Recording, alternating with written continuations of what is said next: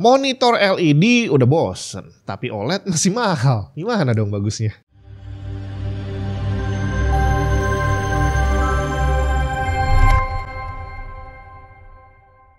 Halo, saya Jun. Kalau orang bilang sih sekarang yang ada di tengah-tengah adalah mini LED. Jadi hype yang muncul adalah bahwa dengan harga yang gak jauh beda dengan monitor LED bisa dapat kualitas yang mendekati OLED katanya. Ya kalau dibilang secara teknologi sih sebenarnya kurang tepat kali ya. Soalnya mini LED itu boleh dibilang adalah upgrade-nya LED, bukan downgrade-nya OLED. Jadi kalau semisal dilakukan pengukuran kualitas performance yang muncul angkanya, seharusnya dia akan mendekati kemampuannya LED dibandingkan OLED. Tapi bang, mini LED kalau dilihat tuh bagus banget loh. Iya bener sih, tapi bisa juga enggak. Jadi enggak semua mini LED bisa punya tampilan yang sebening OLED. Konsepnya sebenarnya hampir sama saat peralihan dari monitor LCD ke LED. LCD adalah liquid crystal display, itu adalah teknologi panel. Jadi gambar yang kita lihat di sebuah monitor itu munculnya adalah di panel. Kalau nggak ada lampunya, gambarnya sebenarnya muncul, tapi kita nggak bisa ngelihat karena gelap gitu ya. Monitor LCD konvensional saat pertama kali keluar dulu, dia ada panelnya, terus di belakangnya dikasih lampu, di mana lampu yang dipakai adalah CCFL atau lampu fluoresen yang sering kita sebut sebagai lampu neon. Jadi di baliknya sini ada beberapa baris lampu neon gitu ceritanya. Setelah itu disempurnakan lagi menggunakan LED, tapi yang diganti hanya lampunya doang. Panelnya masih sama pakai LCD, cuma lampu di belakangnya udah bukan neon lagi tapi pakai LED bre. Dan disebut dengan nama monitor LED. Padahal sebenarnya adalah LCD dengan backlightnya menggunakan LED. Tapi perubahan yang terlihat sedikit ini bisa membawa dampak yang besar sekali. Dari yang paling gampang dilihat, monitornya jadi bisa lebih tipis bre, karena LED tipis banget bentuknya. Nah kurang lebih mini LED juga seperti itu. Dia masih pakai panel yang bisa saja teknologinya sama, hanya lampu di belakangnya bukan pakai LED lagi tapi pakai mini LED. Dan perbedaan mendasarnya adalah ukuran LED-nya yang jadi lebih kecil dan bisa dimasukin lebih banyak lampu di dalamnya. In general, monitor LCD 27 inci bisa menggunakan up to 4 tabung lampu CCFL. Kalau monitor LED, dia bisa pakai up to 100 buah LED. Monitor LCD yang pakai CCFL karena lampunya panjang-panjang itu nggak bisa diredupkan hanya sebagian doang. Jadi kalau mau dimatiin harus sepanjang lampunya dimatiin. Jadi nggak bagus kali ya kalau dimatiin cuma atas doang. Jadi nggak ada yang namanya local dimming.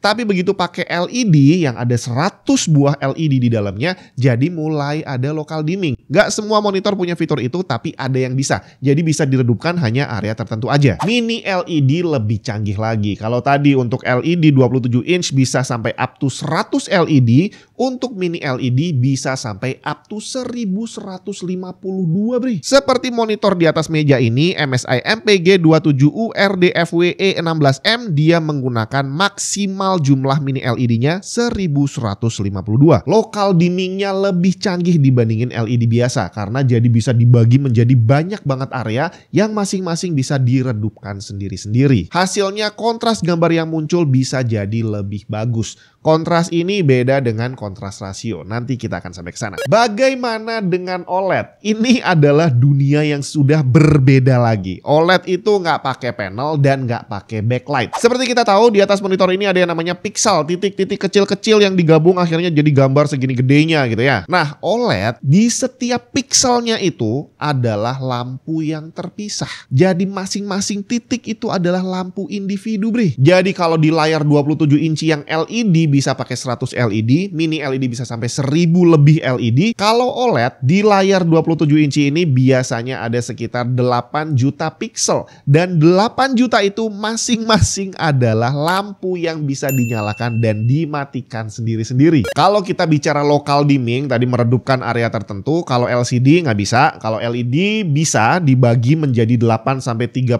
area. Nggak semua monitor LED punya fitur local dimming, tapi kalau yang bisa, dia bisa dibagi menjadi sebegitu banyak areanya gitu ya. Kalau mini LED bisa dibagi menjadi 500 sampai 1000 lebih area. Sedangkan OLED tadi 8 juta area atau lebih tepatnya 8 juta individual pixel tadi bisa dimatikan dan dinyalakan sendiri-sendiri. Perbedaannya jauh banget coy. Dari sini aja kita udah bisa mulai membayangkan bahwa oh ternyata perbedaan teknologinya masih sejauh itu antara mini LED dan OLED. Jadi akhirnya ada banyak sekali fitur OLED yang tidak bisa terkejar oleh mini LED. Salah satunya adalah kontras rasio ini berbeda dengan kontras. Kalau kontras itu tadi ada banyak area di sini yang masing-masing bisa diredupkan. Jadi area yang satu redup, yang sebelahnya terang. Nah, semakin kecil areanya, semakin bagus kontrasnya. Dimana dari kontras ini aja udah beda banget antara mini LED dan OLED. Kontras rasio lebih gila lagi. Kontras rasio adalah kemampuan monitornya menampilkan warna putih paling terang dan hitam paling gelap. Pada teknologi LED, termasuk mini LED, itu dia bisa menampilkan putih dan gelap itu karena ada filternya, bre. Jadi dari belakang sendiri itu ada lampu, di depannya ada filter yang ada gerbangnya.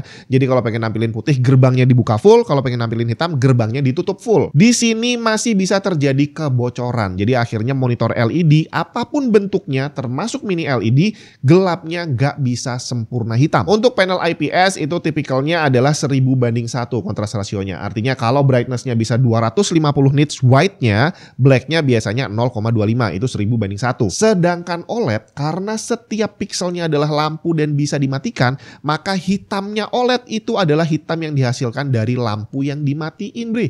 0 nits, tidak ada cahaya sama sekali. Jadi kalau dihitung kontras rasionya, IPS tadi 1000:1, kalau OLED infinite karena dibaginya sama 0. Gaming performance juga sama. Response time itu adalah kemampuan seberapa cepat monitor ini berubah warna. Dan kalau kita pakai IPS LED, itu tadi tergantung dari buka tutup gerbangnya. Dimana untuk membuka dan menutup ini gak mungkin 0 milisecond.